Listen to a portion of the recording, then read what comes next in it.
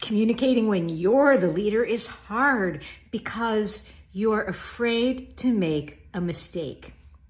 So a client of mine, his company is involved in lots of things that are connected to governments all around the world. And he knew he needed to make some kind of connection to some of the turbulence that's happening in many governments that his people work with.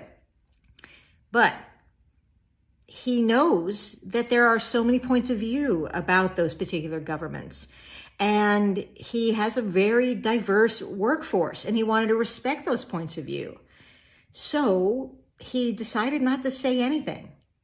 And then his corporate communication people talked him into saying something, but it was so watered down that when he shared it with me, it made no sense. So when we talked about it, we recognized he just needed to be honest. And yes, diplomatic and appreciative of the fact that there are multiple points of view on some of the tougher things in our world today, but still honest about how it affects his company. Because when he drilled down to it, he recognized that no matter what side you're on in any kind of emotionally charged issue, appreciating and respecting the conversation is always a good place to be.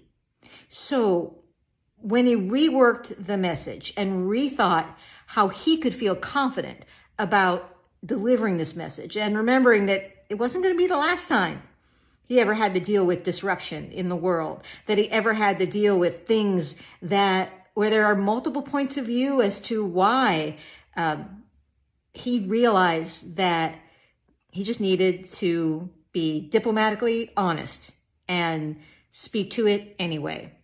He couldn't be afraid of making a mistake. There was no mistake to make.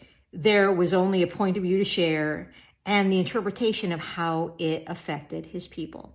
So I'm Coach Darcy Eikenberg. If you've ever had a tricky leadership communication situation, I would love to talk about it. And I look forward to seeing you again here soon. Bye for now.